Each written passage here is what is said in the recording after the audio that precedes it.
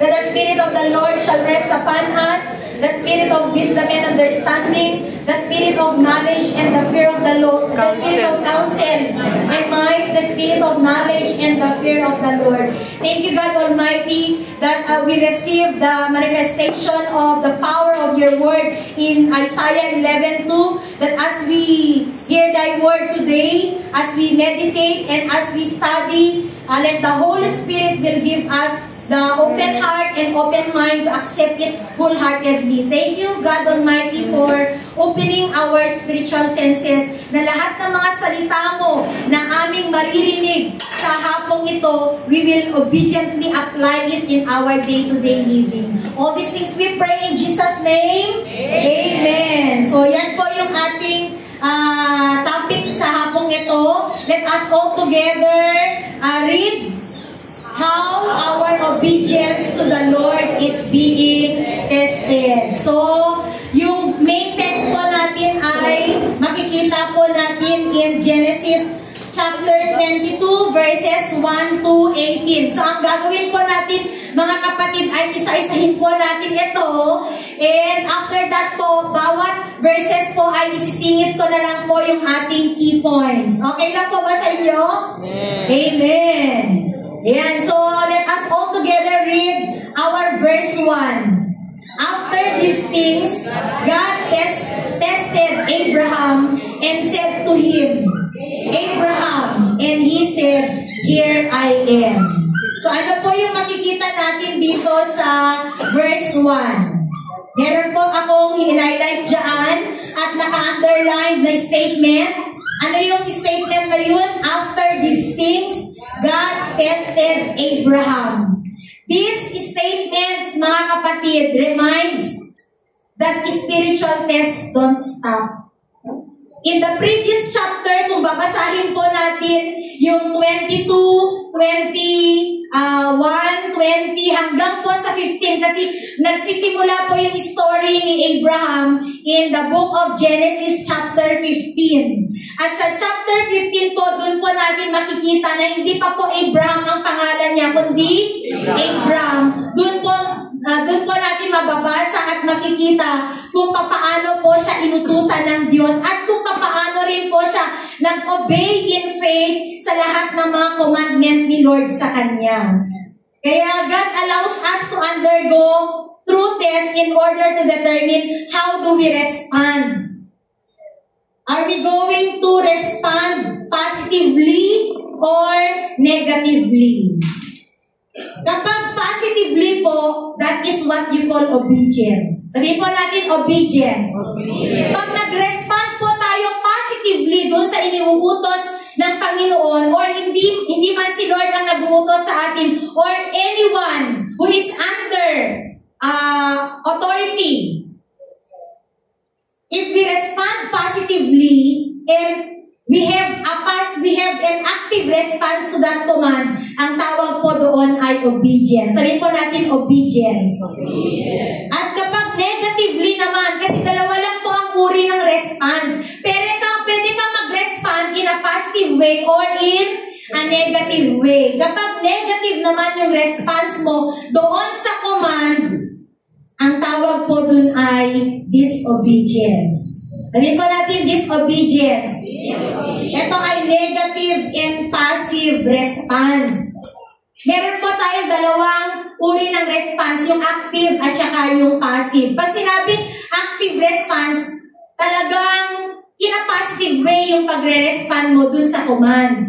Kaya siya tinatawag na obedience. Pero pag passive yung response mo, pag sinabing passive, delayed, late, negative yung response mo doon sa command, we call it as disobedience. Gawa-gawa ko lang po yung definition na yan. Kasi yun ang pagkakaalam ko kapag positive yung ating response in a certain command, obedience ang tawag mo doon. Pero kapag negative yung response mo, that is disobedience. Agree po ba tayo mga kapatid? Yes. Okay, balikan po natin yung verse 1. Sabi doon, after these things, God tested Abraham and said to him, Abraham.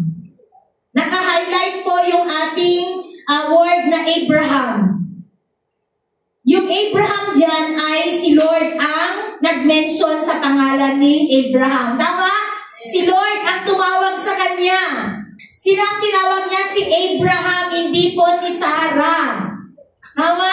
Si Abraham ang tinawag niya, hindi si Sarah or hindi sino man. Kaya pag tayo po sa buhay natin mga kapatid, tinawag ng Lord at may pinapagawa si Lord sa atin, huwag mong titingnan yung katabi mo kasi ikaw yung tinatawag ng Lord. Amen? Hindi yung katabi mo, kundi ikaw, kundi tayo. Sabihin mo, ako. At katulad po ni Abraham, pag tinawag po ba tayo ni Lord, do we also respond in the same way Abraham did? Ano yung response ni Abraham? Sabi niya, here I am. Diba? Nung tinawag po siya ni Lord, sabi niya, here I am. Sabi ko, Lord, ano kaya yung makikita po namin dito sa sagot ni Abraham na here I am? Alam niyo mga kapatid, ang pagsabi po ni Abraham ng here I am, ito po ay patunay na siya ay nakikinig. Tama? Kasi every time na ikaw ay tinatawag, pag ikaw ay nag-respond, halimbawa tinawag yung pangalan mo, bakit? Or di kaya, yes, nag-respond ka, that is a small act of obedience. Do you agree? That is already a small act of obedience. Ibig sabihin, pag tinawag ang pangalan mo at nag-respond ka, you are willing to do kung ano man ang ipapagawa sa'yo kahit hindi pa niya sinasabi. Tama po? And, alam niyo po mga kapatid, yung pagsabi po ni Abraham ng here I am, yung pag-response po niya ay patunay po na siya ay obedient sa boses ng Lord. Kasi nga po, ang obedience, let us all together read, is a combination of two action words, hearing and doing the command of God. Yun po ang ibig sabihin ng obedience. Hindi lang po yung listening, hindi lang po yung nakikinig ka, kundi you are going, you are willing to act doon sa pinakinggan mo. Kaya nga, sa every time na, alam niyo mga kapatid, maganda din pala na every time na nandito tayo and then nakikinig ng salita ng Diyos, pag tayo po ay nag-respond, every time na may word of God na sinasabi sa atin, pag nag-amen kayo, simple amen mo palang kapatid. That is a simple act of obediently listening to the voice of God. Amen? You are hearing, at kapag nag-respond ka, you are obediently listening. Ibig sabihin, hindi ka natutulog. Ibig sabihin, alert, alive ka. Kaya nakaka-respond ka in a positive way. Amen? So, yun po, yung obedience. Sabi dyan, hearing and doing. And in James chapter 1, verse 22, ano ang sinasabi ng salita ng Diyos? But be doers of the word, and not hearers only, deceiving yourselves. Napakalinaw po mga kapatid, na kapag tayo ay nakikinig lang ng salita ng Diyos at hindi po natin ito ina-apply, hindi po natin ito ginagawa, hindi po natin ito sinusunod, sino po ang niloloko natin? Sarili lang po natin mga kapatid. Kaya nga, faith without action is dead. Ang obedience po, it is faith coupled with action. Pinagsamang pananampalataya at pagsunod. Amen? And tuloy po natin dun sa verse 2. Let us all together read. He said, take your son, your only son, Isaac, whom you love, and go to the land of Moriah, and offer him there as a burnt offering on one of the mountains on which I shall tell you. Ito na po sa verse 2, makikita natin yung command ni Lord. Doon sa verse 1, makikita natin yung pagtawag ni Lord kay Abraham at kung paano siya nag-response. And the moment na sinabi ni Abraham, "Here I am, Lord," saka naman na binigay ni Lord yung command. Ganun pala yun kapag nagsabi tayo ng yes, Lord. Sa kanya nire-reveal kung ano yung gagawin mo. Sa kanya nire-reveal kung ano yung calling mo. Sa kanya nire-reveal kung ano yung purpose, kung ano yung ipapagawa sa iyo. Ano ipagawa sa kanya? "Take your son. Go to the land of Moriah." Yan po yung command. "Offer him there as a burnt offering." Command. Madali po ba yung pinapagawa ni Lord kay Abraham? "Take your son, go to the land of Moriah, offer him there as a burnt offering." Mahirap po yung take your son pa lang. Diba? Take your son pa lang. Hindi natin alam kung paano niya convince si Isaac na knowing si Isaac ang i-offer niya. Mahirap po yun na mag-convince. Maski nga mag-attend na nga lang ng services, ang hirap mag-convince. Tama? O diba? Pero grabe po, take your son. After that, sabi niya, "Go to the land of Moriah, offer him there as a burnt offering." Hindi po madali yung pinapagawa ni Lord kay Abraham. Ang tanong, katulad po ni Abraham, kasi sa susunod na verses, alam po natin kung ano ginawa ni Abraham. Tama? Kahit hindi po madali, ano pong ginawa niya? Siya pa rin ay sumunod. Sabi mo sa katabi mo, sumunod. Siya pa rin ay sumunod. Katulad po ni Abraham, na kapag may pinapagawa si Lord sa atin, kahit anong utos, kahit hindi po yan madali, susunod pa rin po ba tayo? Handa po ba tayong sumunod? So, ang sagot po, it's between us and the Lord. Tayo lang ang makakasagot niyan. Our obedience is a mark of our genuine faith in the Lord. It is not proven in comfort, but it is tested in trials. Tama po. Saka mo mapapatunayan ang pananampalataya ng isang tao, hindi po sa pamamagitan ng convenience. Yung easy go lucky lang ang lahat. Pero pagdating na ng testing, pagdating na ng trials, pagdating na ng challenges, doon mo makikita kung tunay ba yung pananampalataya niya. Nasusunod pa rin siya kay Lord. Mag-stay pa rin siya, magpapatuloy pa rin siya kahit na mag-isa na lang siyang tumatayo sa kanyang pananampalataya. O dyan po natin nakikita. Dyan po nasusukat.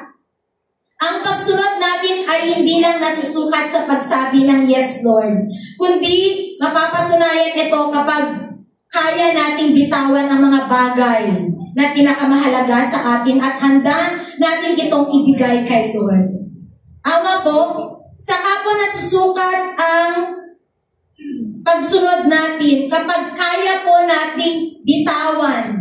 Kaya po nating sumunod doon sa pinapagawa ng Diyos kahit hindi madali. Kaya po nating i-let go yung pinakamahalaga sa atin.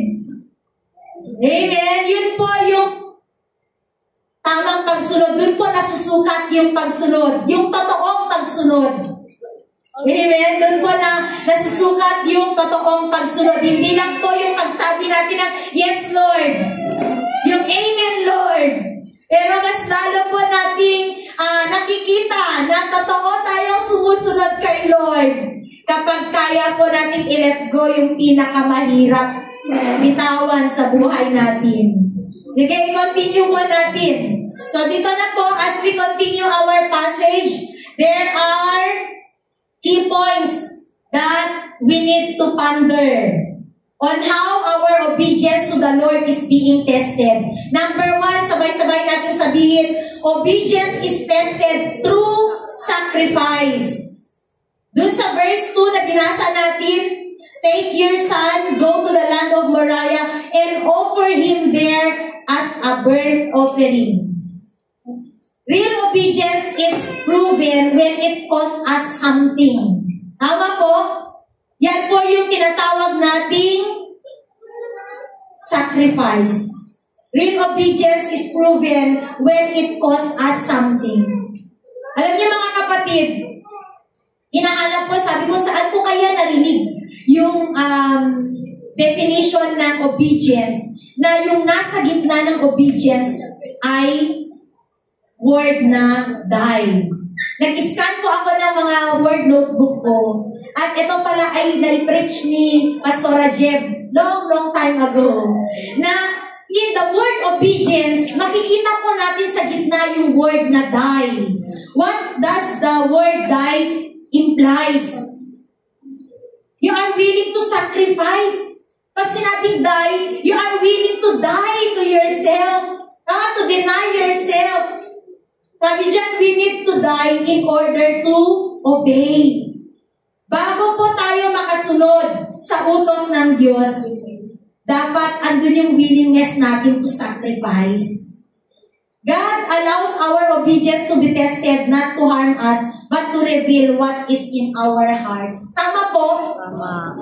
Doon po napapatunayan yung totoong kalagayan ng ating puso. Pagdating sa obedience, kung kaya nating i-sacrifice, kaya nating bitawan yung pinabibitiw sa atin ng Lord, kaya nating i-offer yung Isaac natin. Sino ba si Isaac sa buhay ni Abraham? Siya lang naman yung pangako, anak na pangako, the promised blessing. Kaisa-isa, pinakamamahal. Kaya nga sabi niya dun, take your son, whom you are, your only son, whom you love, Isaac. Grabe. Pinaremind ni Lord na kukunin niya yung kaisa-isa niyang anak, yung pinakamamahal niyang anak. Ito yung ipinangako ng Diyos na ibibigay niya sa kanya na magkakaroon siya ng anak. Pagkatapos, napaka-ironic, binigay na ni Lord yung promised blessing. Pagkatapos, i-require niya rin na i-offer niya ito sa kanya. Grabe po, di ba? Kasi po, hindi naman po after si Lord kay Isaac. After the promised blessing, the moment Isaac received that promised blessing, gustong subukin ni Lord. Gusto niyang tingnan kung talagang ano ba ang nasa puso ni Abraham. Gusto niyang i-test, gusto niyang i-refine kung ano ba ang kalagayan ng kanyang puso. Will Abraham still choose the giver or the gift? Pipiliin pa rin ba ni Abraham si Lord or si Abraham na pinakamamahal niya? Diba? Ay, si Isaac. Tingnan nyo, gising na gising kayo. Or si Isaac na pinakamamahal niya. Sinusubok ni Lord, sino kaya ang mas mahal na ngayon ni Abraham? Si Isaac na ba or ako pa rin? Sino pa rin ba kaya yung number 1 sa puso ni Abraham? Ako pa rin ba or si Isaac? Yun, minsan, kapag tayo ay bine-bless ni Lord, mga kapatid, tinetest niya tayo para makita niya kung sino pa rin ang number 1 sa puso natin. Yes. Na after receiving the blessing, si Lord pa rin ba ang number 1? Si Lord pa rin ba ang pipiliin natin? Or di kaya lang tayo sumusunod dahil after tayo sa blessing? Wag naman po. Wag po na ganun ang motibo ng puso natin na kaya tayo sumusunod dahil after lang tayo sa blessing, hindi dahil mahal natin si Lord. Obedience tested through sacrifice is a test of love, a test of faith and trust to God. Are we going to respond just like Abraham? Here I am, Lord. I will go. I will give. I will trust. Even if the situation seems uncomfortable.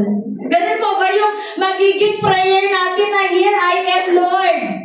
I will still choose to go. I will still choose to obey. I will still choose to give. I will still choose to let go. I will still choose to surrender. I will still choose to trust even if yung pagsunod mo, it will cost you everything. It will cost you something. Even if you are in the midst of difficult situation, sasabihin pa rin ba natin, Lord, I am going to still obey you? Mga kapatid, our sacrificial obedience will result to God's miracles. Amen? Parang katulad po ng widow of Zarephath in 1 Kings chapter 17 verses 8 to 15. Maalala niyo po yung widow, yung story na ito, hindi ko na ata nilagay dyan. Yan. Obedience, sige. Hindi ko na kasi nilagay. At mahaba. Pahapyawan ko lang po yung kwento nung widow in 1 Kings chapter 17 verses 8 to 15. Widow of Zarephath. Hindi po siya pinangalanan. Ano lang po yung meron sa kanya? It is a handful of flour in a jar and a little oil in a jug. And despite of her desperate situation, she obeyed to the command of the Lord. Kasi bago pa man pumunta si Elijah doon sa lugar ng Zarephath, sabi ni Lord sa kanya, pumunta ka doon dahil meron na akong inutusan na babaeng balo na siyang magpo-provide ng kakainin mo. And nung nakarating na po si Elijah doon sa lugar na yun, nakita po niya yung babae. Ano po yung ginagawa ng babae? Sige nga, namumulot po ng panggatong. Kasi nga po yung handful of flour na meron siya and a small oil in her jug, yun po ay lulutuin niya kasi last meal na nila, last supper, kumbaga, last meal na nila ng kanyang anak. And after that, sabi doon sa passage, mamamatay na daw sila kasi wala na silang kakainin. And nung sinabi ni Elijah sa kanya na ikuha mo ako ng tubig at bago ka umalis ay ipagluto mo ako ng kahit konting tinapay lang, and then yung matitira ay pagkain din na ninyo ng iyong anak. And sabi nung widow, eto na po yung pinakalas nakakainin namin ng aking anak. Pero dahil sinabi yan ng master mo, susunod po ako. Sabi niya, the moment she obeyed, ano pong nangyari? Miracles happened. The handful of flour was not used up, and the little oil she had did not run dry. Amen. Grabe po ang nagagawa ng obedience. Because in our obedience, mga kapatid, miracles do happen. Amen. In our obedience to the Lord, miracles do happen. Kaya nga, nakalagay dyan, naka-flash, our obedience to the Lord is a daily sacrifice. Hindi lang po siya one-time moment na yes, Lord. Hindi po. It's a daily sacrifice. Jesus himself modeled the ultimate obedience through His sacrifice. He died on the cross for us. His example sets the standards. Makikita po natin yan in Philippians chapter 2 verse 8. And being found in human form, He humbled Himself by becoming obedient to the point of death, even death on the cross. Diba? A perfect picture of sacrifice. Obedience tested through sacrifice. Na kahit to the point na isa-sacrifice mo na ang buhay mo, susunod ka pa rin ba? Diba? At sabi sa Luke chapter 9, verse 23, let us all together read. And He said to all, if anyone would come after me, let him deny himself and take up his cross daily and follow me. Diyan pa lang po mga kapatid, makikita natin that our Christian journey in the Lord is not an easy journey. Tama po, hindi po madali. Kasi all you need to do is, you're going to deny yourself, take up your cross daily, and follow the Lord. It's a daily sacrifice. Ang obedience po is a daily sacrifice. Will we still obey even if it costs us everything? Di ba? Ginawa po yan ni Jesus even up to His death. Still, He obeyed the command of the Father. Ang tunay na pagsunod ay may kalakip na sakripisyo. Sabihin sa katabi mo, ang tunay na pagsunod ay may kalakip na sakripisyo. Amen? Nandiyan pa ba tayo? Amen. So yun po yung key point number 1 natin. Tuloy po natin sa verse 3. All together, let us read. So Abraham rose early in the morning, saddled his donkey, and took 2 of his young men with him, and his son Isaac, and he cut the wood for the burnt offering, and arose and went to the place of which God had told him. After po nung command sa verse 2, here comes the, ano po sa verse 3? Ano po makikita natin sa verse 3? Here comes the obedience or the response of Abraham. Here comes the immediate response of Abraham. It's a positive. It's an active and immediate response.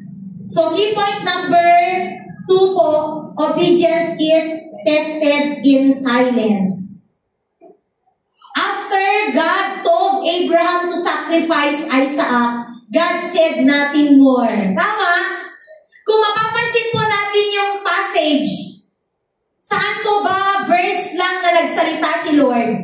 Sa verse 2. Verse 1, nung tinawag na si Abraham, verse 2, binigay niya yung command. After verse 2, verse 3, verse 4, verse 5, until the succeeding verses, silent lang po si Lord. Wala na pong iba. Binigay niya lang po yung command. And after giving the command, ano yung command niya? Take your son, your only son whom you love, Isaac. Go to the mountain, which I tell you, and offer Isaac as burnt offering. Yun po yung command ni Lord. And after that, di na po alam ni Abraham kung anong gagawin niya after the command. Basta yun lang po yung kinuman ni Lord kay Abraham. And here comes verse 3. Nagkaroon po ng immediate response si Abraham dun sa command ni Lord. He did not complain. Wala po tayong makita dun sa verses, succeeding verses, na nag-complain si Abraham. Abraham rose early and obeyed without arguing. Hindi siya nag-complain. Hindi po siya nag-question kay Lord. Hindi rin po siya nagbigay ng excuses. Tama? Hindi rin po niya dinelay yung pag-response doon sa command. Kasi early. Diba? Early morning. Siguro gabi siya tinawag ni Lord, and then early morning, di na siguro siya nakatulog. Early morning, bumangon na siya and obeyed without complaining, without questioning, without making excuses. He did not demand explanations from the Lord. Amen? Nung sinabi ni Lord sa kanya, take your son, your only son, whom you love. Go to the land of Moriah and offer him as a burnt offering. Hindi po sinabi ni Abraham kay Lord na, Lord, I need an explanation. Hindi niya sinabi, Lord, I need an acceptable reason. Hindi siya si Piolo Pascual. Diba? Hindi niya sinabi kay Lord yun, na Lord, I need an explanation. I need an acceptable reason. Hindi po niya sinabi kay Lord yun. Anong ginawa niya? Instead, he obeyed. He obeyed even if God did not give him the full details. Amen. After God told Abraham to sacrifice Isaac, God said nothing more. God's silence, nandiyan pala siya. God's silence doesn't mean absence. God is still with us even when He is not speaking. Makikita po natin dyan sa verse 3, mga kapatid, na Abraham obeyed kahit wala pa yung pangako. Kahit wala pa yung promise. The Ganun din pa tayo sa buhay natin, mga kapatid, na kahit hindi natin nakikita yung blessing, susunod pa rin ba tayo? Kahit wala yung promise, susunod pa rin ba tayo? Sometimes God is silent on purpose, not because He abandoned us, but because He wants us to walk by faith and not by sight. Ang obedience po natin, mga kapatid, it is walking by faith and not by sight. Ay, wala na, hindi ko na ilagay. In 2 Corinthians chapter 5, verse 7. Our obedience to the Lord is walking by faith and not by sight. Kahit hindi mo pa nakikita kung ano yung resulta, basta sumunod. Amen? Mag-obey. Even if you don't understand kung ano yung pinapagawa ni Lord, still we will obey. Amen? Kasi kapag sinabing obedience, sinasabi natin kay Lord, Lord, I will still believe. Kahit wala pa akong nakikitang resulta. Lord, I will still wait kahit gaano katagal yung paghihintay ko. Lord, I will still serve kahit mag-isa na lang ako. Alam mo yun? Lord, I will still serve kahit na yung journey ay mahirap. I will still choose to serve you, Lord. Kaya sabihin mo sa katabi mo, don't stop walking. Don't stop obeying. Instead, keep going. Amen? Huwag po tayong huminto, magpatuloy po tayo, mag-obey po tayo. Kahit hindi po natin alam kung ano yung mangyayari. Alam na natin kasi nabasa natin, pero during that time si Abraham, wala siyang kaalam-alam na the Lord will provide a ram. Mabuti pa nga sa atin at alam natin na God provides. Doon sa story. Pero si Abraham during that time, hindi niya maintindihan. Pero even if he don't understand kung ano yung pinapagawa sa kanya ni Lord, still he obeyed. Amen? Ganun po tayo dapat, mga kapatid, na even if God is silent, pag tayo ay pinapadaan sa testing of obedience, sa obedience test, si Lord po ay tahimik lang yan. Parang sa exam lang, na hindi po maingay ang nagpapa-exam kapag ongoing yung test. At kahit na hindi po nagsasalita si Lord, He is always with us. Amen po? Kaya tuloy po natin sa verse 4. Let us all together read. On the third day, Abraham lifted up his eyes and saw the place from afar. Ayan na po. Nagpatuloy pa rin po si Abraham. Kahit na hindi niya maintindihan kung ano yung pinapagawa sa kanya ni Lord, kahit na walang sagot si Lord, basta binigay lang yung command, hindi detalyado, basta ito lang, ay specific. Pero wala na, after that, wala nang mga other na command, yun lang. Very specific lang. And then after that, silent na si Lord. And nagpatuloy pa rin po si Abraham. Sa verse 4, makikita po natin kung paano po tinetest ang Lord ang obedience ni Abraham kahit na malayo yung pupuntahan niya. Kaya our key point number 3, obedience is tested over steadfastness. Steadfastness. Mag-o-obey pa rin ba tayo over time? Kasi ang ibig sabihin ng steadfastness, it is obedience sustained over time. Ibig sabihin kahit na malayo yung journey, are we going to obey? Are we going to endure? 3 araw ng paglalakbay, bawat hakbang ay laban. Ama po, obedience is not one big yes, but it is a daily yes. Especially when the journey is long. The waiting season is worth it, mga kapatid. Sabi ko nga, dun sa testimony ni Ading Afe, kung pinaalam na kaagad ni Lord kay Ading Afe na Okay, sa March 2, year 2025, dun ka palang makakapasa ng civil service exam. Eh di dapat nung March 2 to 2025 lang siya nag-take ng exam. Parang katulad lang po nito na kung sinabi kaagad ni Lord kay Abraham na, okay, Abraham, take up your son, go to the mountain whom I will tell you and offer Isaac, and on that place I will provide for you a substitute to your son Isaac. Eh di napakadali lang sumunod. Tama po, napakadali lang pong sumunod. Kapag alam mo na at the end ay meron palang andun na binigay na kaagad yung provision. Andun na kaagad yung provision. Kaya sabi ko nga, paano kapag hindi nagpatuloy si Ading Akbe? Kasi our Christian journey is tested in obedience talaga. Mga kapatid, alam ko marami sa atin maraming pinagdadaanang test, maraming sitwasyon, iba-ibang sitwasyon ang pinagdadaanan natin sa araw-araw.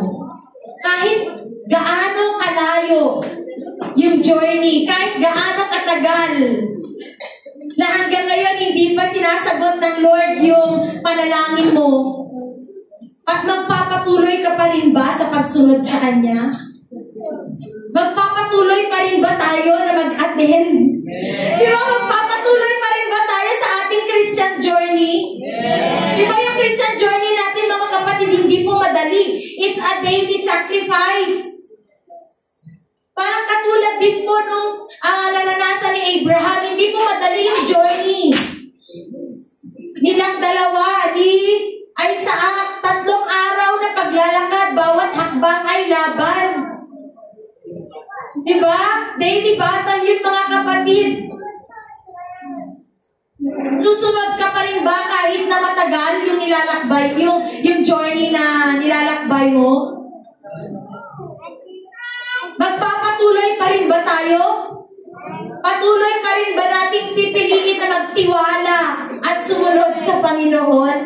And you know what, mga kapatid, yung journey, inaalaw lang ng Lord yan to refine our heart.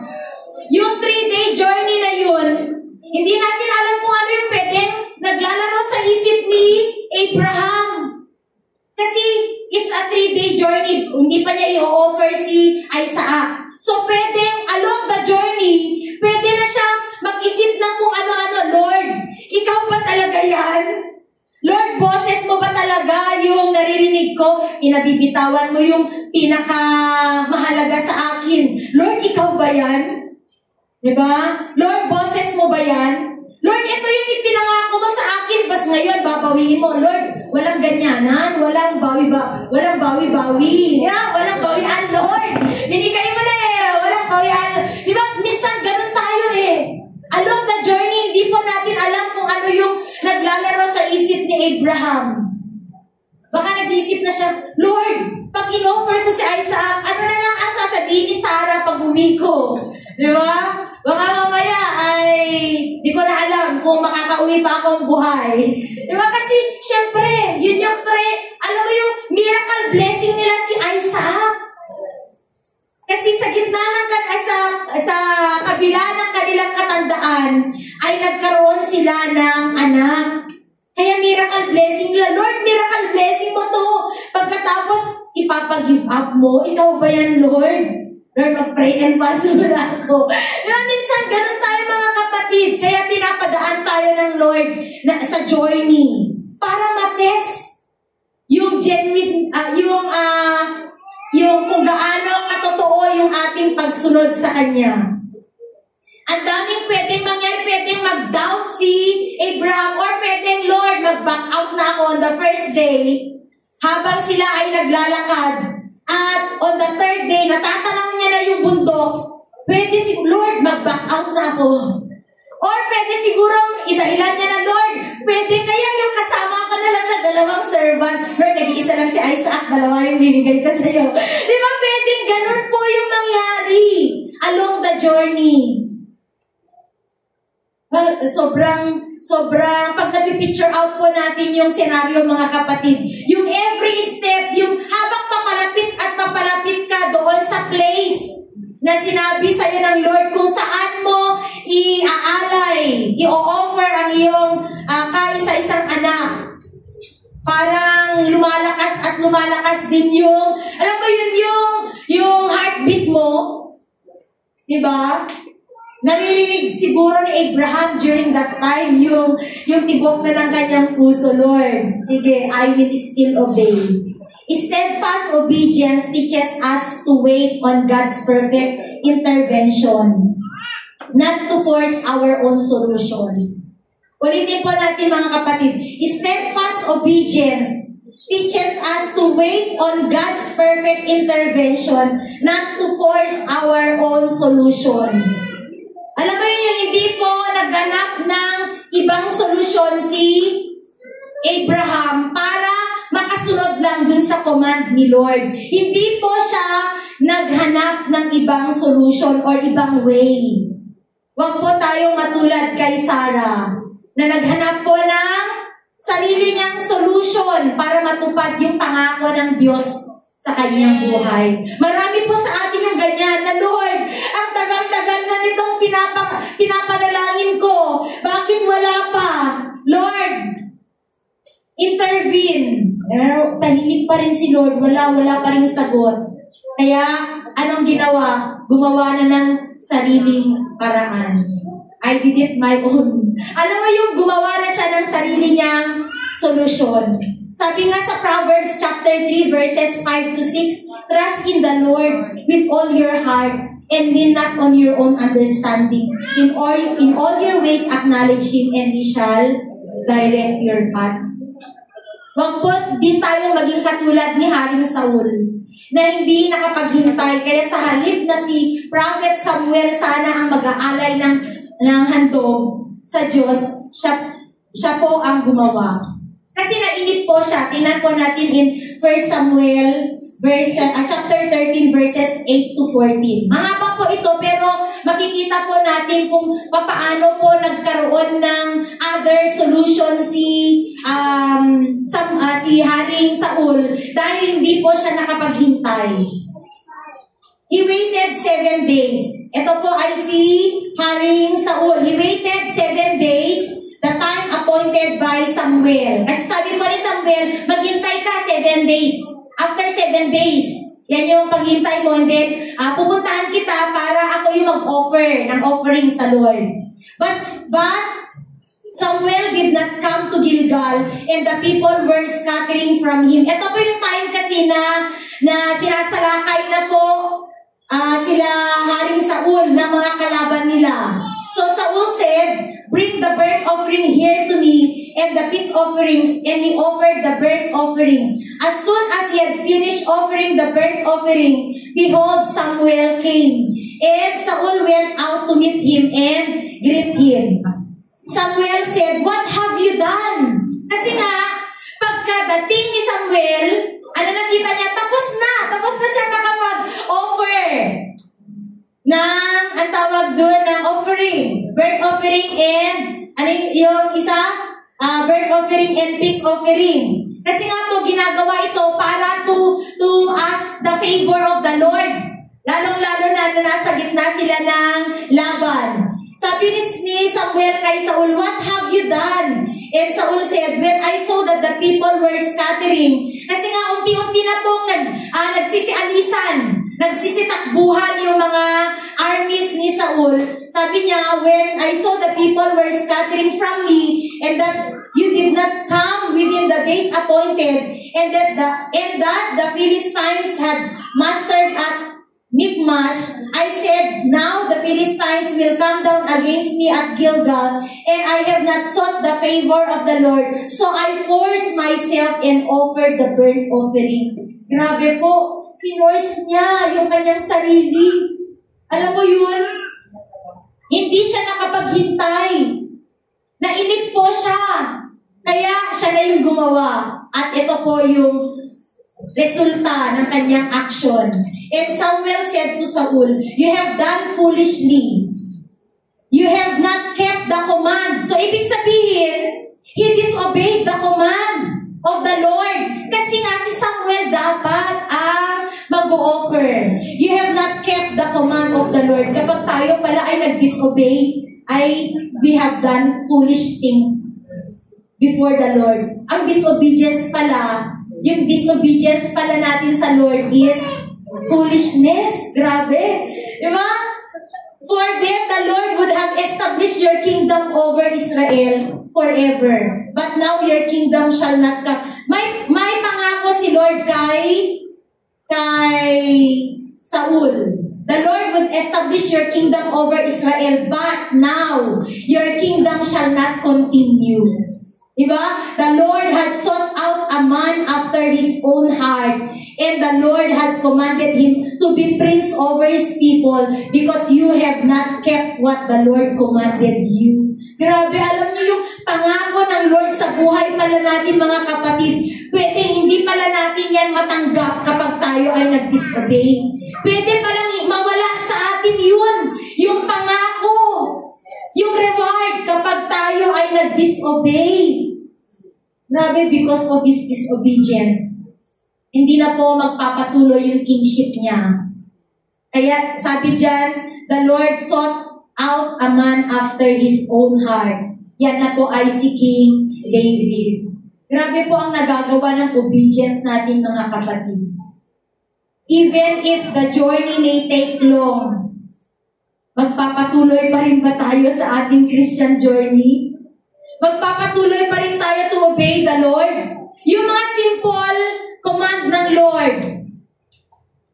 Honor the Sabbath day. Magpapatuloy pa rin tayo, mga kapatid, na i-honor na gagawin ito.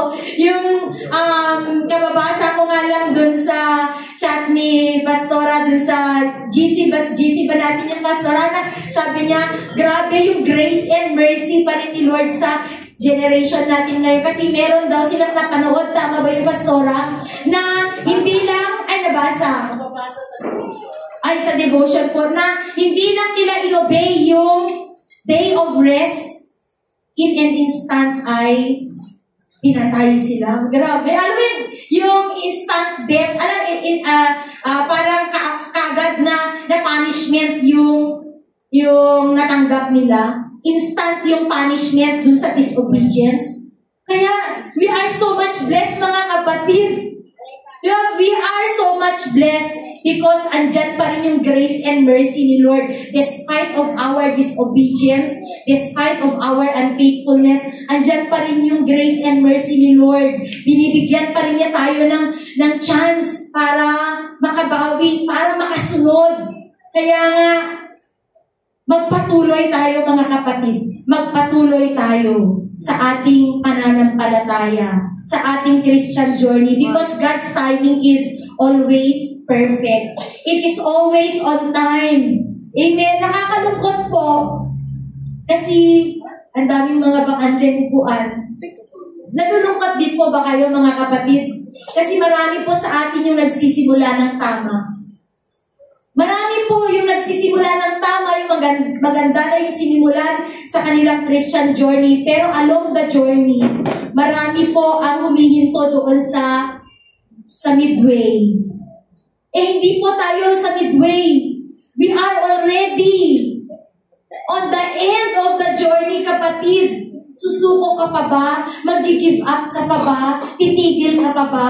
Tatalikod ka pa ba? Mawawalan ka pa ba ng pag-asa?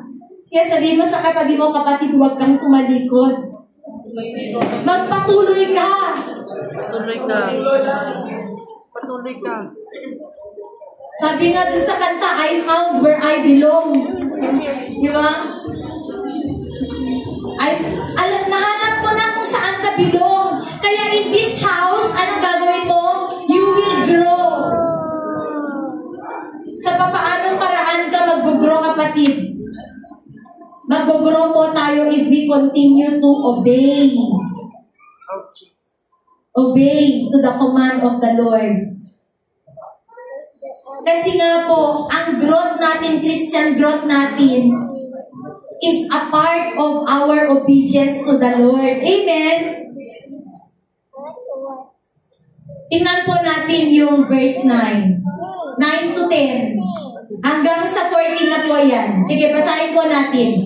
When they came to the place of which God had told him, nakarating na po sila dun sa lugar. Abraham built the altar there and laid the wood in order and bound Isaac his son and laid him on the altar on top of the wood. Then Abraham reached out his hand and took the knife to slaughter his son.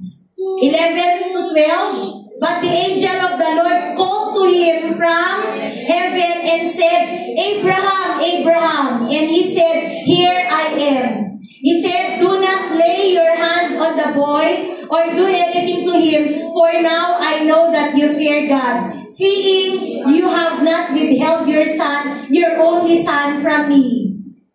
And Abraham lifted up his eyes and looked, and behold, behind him was a ram caught in a thicket by his horns. And Abraham went and took the ram and offered it up as a burnt offering instead of his son. So Abraham called the name of that place, The Lord Will Provide, as it is said to this day, On the mount of the Lord it shall be provided. Grabe po mga kapatid. Yung senaryo po dito sa verses 9 to 10. Alam mo yung pinaprepare na ni Abraham yung lugar kung saan niya i-offer yung kanyang anak. Ikaw ba naman? Ikaw mismo na magulang, i-offer mo yung iyong anak. Okay pa sa atin mga kapatid yung tayo yung mag-sacrifice. Tama, bearable yun. Kaya mong i-endure. Pero yung isa-sacrifice mo yung pinakamamahal mo.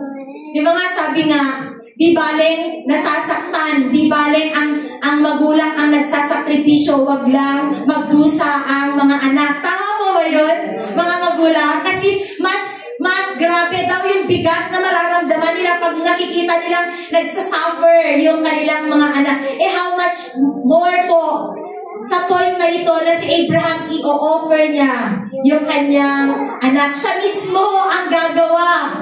Diba? Siya mismo ang mag-o-offer ng kanyang pinakamamahal na anak. I-let go niya po. Ibibigay niya ito kay Lord. Dito sa verses 9 to 10, this is a scenario po. Nakikita po ba natin yung scenario dito? It is a scenario of perfect total surrender. Ano ba yan yung Lord? I surrender. Ito yung binigay mo sa akin because I love you, because I trust you, because I have faith in you, Lord. I surrender. I will surrender. I will give it all to you, Lord. A true picture of total obedience to God's will. Parang katulad po ni Jesus na, Lord, not my will, but yours be done. Dapat ganun din po ang puso natin, mga kapatid. Lord, not my will, but yours be done. Nakikita po ba natin yung scenario dito? Hindi natin alam na habang pine-prepare na ni Abraham yung offering niya, Lord, ile-let go ko na itong pinale-let go mo sa akin. Di natin alam kung kinakanta ni Abraham, I surrender. Oh, alam mo yun, grabe. Diba? All to Jesus, I surrender. All to Him, I freely give. Lahat ba kaya natin ibigay kay Lord? Diba? Alam niyo kapag may pinapagawa po si Lord sa akin, umiiyak po ako. Naiiyak po ako, hindi dahil ayaw ko, kundi naiiyak ako kasi gusto kong sumunod. Pero sa bawat pagsunod po natin, mga kapatid, may laging meron po itong kaagibat, kalakip na sakripisyo.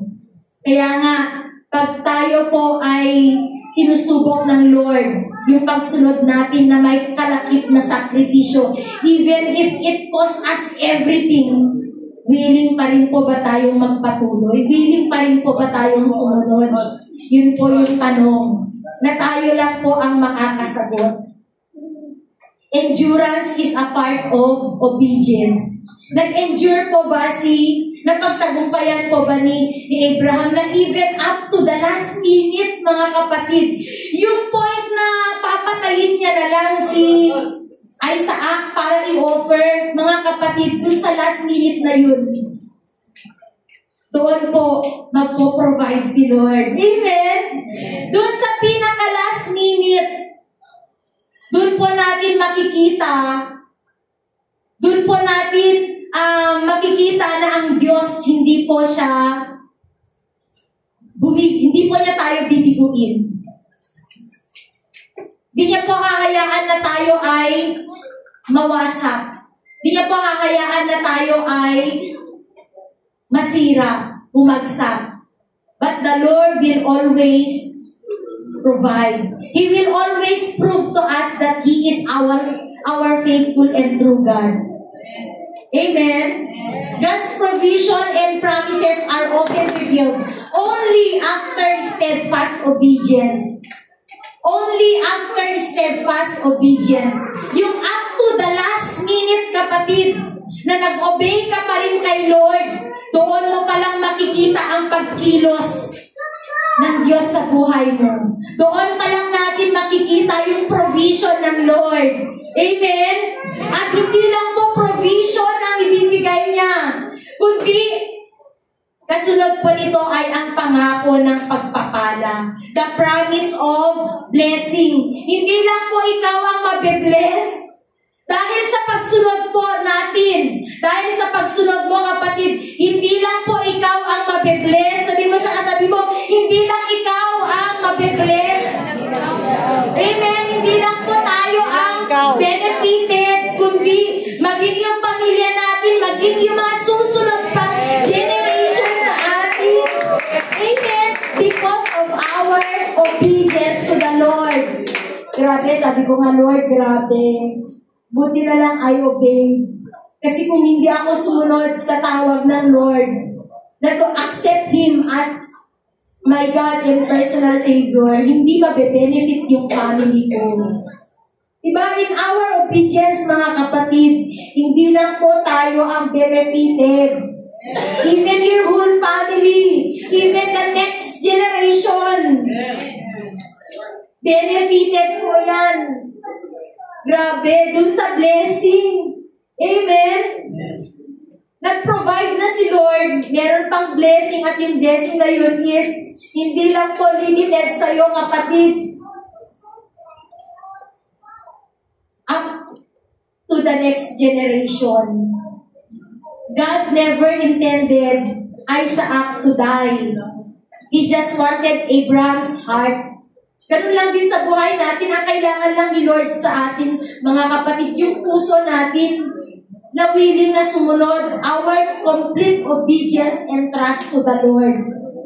When we choose to obey God, He will always provide and we will never lose the reward. Amen? We will never lose the reward. Kasi in verses 15 to 18, si Lord mismo, He reaffirms His covenant to Abraham. Sabi niya dyan, and the angel of the Lord called to Abraham a second time from heaven. 16, and said, by myself I have sworn, declares the Lord. Sabi ni Lord, ako mismo, sumusumpa, nangangako sa'yo. Di ba? Pwede natin gawing personal yan, mga kapatid. Ako mismo, sumusumpa, nangangako sa'yo, Emily. Di ba? Because you have done this. Because of your obedience, kapatid. Di ba? Because of our obedience, and have not withheld your son, your only son, I will surely bless you. Amen? May assurance si Lord. Sakalang po, binigay ni Lord yung assurance after the test of obedience. Amen? Sakalang po niya ni-release yung blessing after the obedience test. I will surely multiply your offspring as the stars of heaven and as the sun that is on the seashore. And your offspring shall possess the gate of his enemies. Grabe, pangako pa ni Lord, I will enlarge your territory. Diba, JCFTGM family? As we stay, as we continually be obedient to the mandate of the Lord, pangako ng Lord, I will extend your territory. Diba, sabi niya dyan, you will possess the gate of your enemies, and in your offspring shall all the nations of the earth be blessed, because you have obeyed my voice. Because of our obedience. Grabe mga kapatid. Grabe. Marami ang mabibless dahil sa ating pagsunod. Hindi lang po si Abraham, hindi lang po kay Abraham yan nangyari. Tama? Marami na pong mga Bible characters na dahil sa kanilang obedience unto the Lord, hindi lang po sila ang na-bless, hindi lang po sila ang nag-benefit dun sa resulta ng obedience nila sa Lord. Just like po si Noah. Tama po? Ano yung command ni Lord sa kanya? To build an ark. Kasi may darating na baha. Sumunod si Noah. And because of his obedience, ano pong nangyari? Hindi lang po siya ang naligtas, kundi maging ang kanyang buong sambahayan. Amen? Si Joshua, yung pagsunod ni Joshua sa command ng Lord sa kanya, through Moses, na i-conquer yung Jericho, ano po yung naging resulta? Hindi lang po si Joshua ang na-benefit, kundi buong Israelites people were able to possess the promised land. Hindi lang naman si Joshua yung nag-benefit sa promised land. Lahat Israelite people were benefited. At grabe po dun sa ginawa ni Jesus. Because of Jesus' obedience. Diba? Dahil sa obedience ng Panginoong Jesus sa command ng Diyos Ama, ano po ang naging resulta? Nagkaroon po tayo ng kaligtasan. Buti na lang, Jesus obeyed. Paano na lang kapag hindi nag-obey si Jesus? Diba? Wala po tayong matatanggap na salvation. Kaya sa pamamagitan ng ating pagsunod, ito po ay daan para yung katabi mo mapagpala. Amen. Yung pamilya mo mapagpala. Amen. Amen. Ang buong church na ito mapagpala. Amen. Amen. Yung ating pagsunod sa mandate ng Lord, itong buong church ang mapagpala. It is hard to obey, but it is worse to disobey. Kinuha ko po ito. Hindi ko alam kung nilagay ko dyan. Ayan, conclusion na pala. It is hard to obey, but it is worse to disobey. Etong statement na ito, kinuha ko po dun sa na-take down ko na note during the preaching of Pastor Jem about obedient heart. Kaya it pays po na meron po tayong taking down notes. Kasi meron kang maire-remind na pangahawakan na mga words na reminder na tama, it is hard to obey, mahirap sumunod, pero mas masaklap ang mangyayari sa atin pag tayo ay hindi sumunod. It is hard to obey, but it is worse to disobey. And it's up to us to decide. Kasi nga ang obedience, hindi po yan sa pilitan. Obedience is a choice. Amen? Obedience is a choice. Sabi mo sa katabi mo, obedience is a choice. Yung decision na gagawin mo ngayon to obey or disobey determines the result of our action.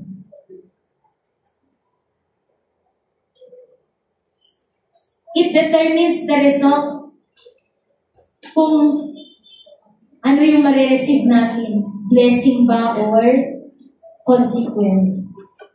Kaya mga kapatid, sa buhay natin, tinuturuan tayo ni Lord na sumunod. Ano ba yung pinapagawa ni Lord sa atin? Alam ko, ang Diyos nangungusap sa bawat isa sa atin. May mga bagay na kinakausap tayo ng Lord. At katulad po ni Abraham, hanggang ngayon, naghahanap po si Lord ng modern day Abraham na willing na i-offer, willing na i-surrender ang Isaac na meron ka sa buhay. Ano bang meron ka sa buhay mo, kapatid? Ano bang meron ka sa kamay mo? The moment we obey, miracles will happen. The moment we obey, kapatid, doon po natin makikita kung paano magmilagro ang Diyos sa buhay natin. Amen. Kaya in our conclusion, whenever our obedience is tested through sacrifice, in silence, and over steadfastness, ano po yung dapat nating gawin? We are called to trust God. Trust God. Magtiwala tayo kay Lord. Huwag tayong mag-complain. Huwag tayong mag-reason out. Huwag tayong mag-doubt. Stay faithful. Magpatuloy tayo mga kapatid. Magpatuloy tayong maging tapat sa ating paglilingkod. And endure up to the end. Sino lang po ba yung makakakuha sa isang race? Sino lang po yung makakakuha ng reward, ng prize? Those who endure up to the end. Sila lang po ang makaka-receive ng prize. Kaya kapatid, sabihin mo sa katabi mo, huwag kang huminto. Huwag kang huminto. Huwag kang huminto. Amen? We are already near to our breakthrough. We are already near to our miracle. Malapit na. Diba? Ang kailangan, ang susi lang, Panginoon, ay obedience. Hindi ko po nakakalimutan yung hanggang ngayon, buhay na buhay pa rin sa puso ko, yung message na binitawan ni Pastor Bernard nung virtual na anniversary natin noon. Nag-anniversary tayo na virtually. Na buhay sa puso ko na sabi niya, ang susi ng tagumpay ay nasa kamay mo. Nasa kamay mo. Ibig sabihin, nasa pagsunod mo, kapatid. Nasa pagsunod po natin ang susi ng tagumpay mo sa iyong Christian journey. Nasa kamay mo. Nasa pagsunod mo sa Panginoon. Amen po? Kaya sabay-sabay po natin sabihin, by all means, at all costs, up to the last breath, no turning back. Amen? Nire-remind tayo ng Lord na anuman yung pinagdadaanan natin sa buhay, anumang sitwasyon na ating kinakaharap, magpatuloy po tayo. No turning back. No turning back. By all means, at all costs. Even if it costs us something, no turning back, kapatid. Amen? No turning back. And surely we will not lose the reward. So, yun lang po ang salita ng Panginoon about obedience, and to God be all the glory. Amen. So, alam ko na na-encourage ang bawat isa sa atin na magpatuloy na sumunod sa kung ano man ang iniutos ng Panginoon sa atin. Kaya even if our situation seems difficult, obey anyway. Sabi mo sa katabi mo, obey anyway. Diba? Yan yung title ko ni Sis. Ay, so, diba, obey anyway. Kahit na mahirap yung pinagdadaanan mo, kahit na challenging, obey anyway. Amen? So, yun lang po, and let us all together prepare our offering unto the Lord.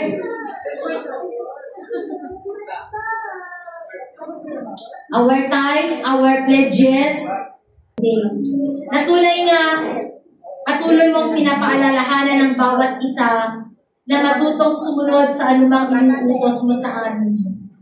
Maraming salamat po sa mga salita na aming narinig sa oras na ito. Tulungan mo kami, Panginoon.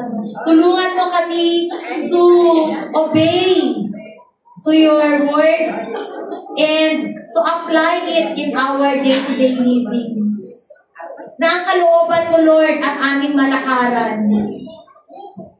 Bigyan mo po kami ng pusong masunurin, na kahit hindi man namin naiintindihan, kahit minsan, Panginoon, hindi namin alam kung paano, but as we continually obey, we know and we believe na you will always lead us, you will always direct us to the right path. Kaya maraming salamat po, Diyos.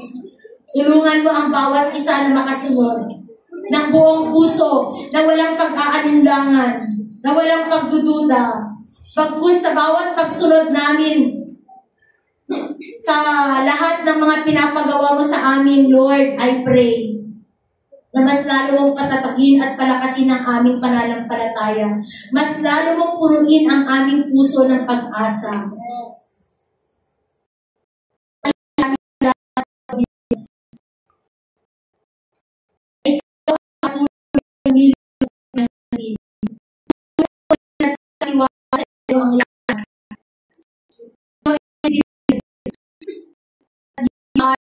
Miracle working God. And as we continually obey unto your mandate, unto your command unto us, thank you that this will open the door for supernatural things to happen in our lives, for the breakthrough, for the miracle blessings.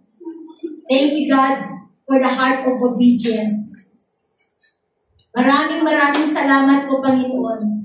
Maging sa area ng pagbibigay, patuloy mo kaming turuan na magkaroon ng puso na masaya, lalong-lalo na sa pagbibigay at pagsuporta sa ministeryo mo. Maraming salamat na as we continually give unto you, God, you will bless the works of our hands. Na sa aming pagbibigay, hindi po kami magkukulang.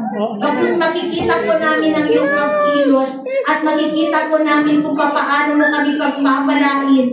Siksik, liglig at maapaw na pagpapala. Maraming salamat po, Diyos, na tanggapin mo ang aming handog, ang aming ikapo. Lahat ng aming ibibigay ay basbasan mo po ito at magsilbing mabangong samyo sa iyong harapan.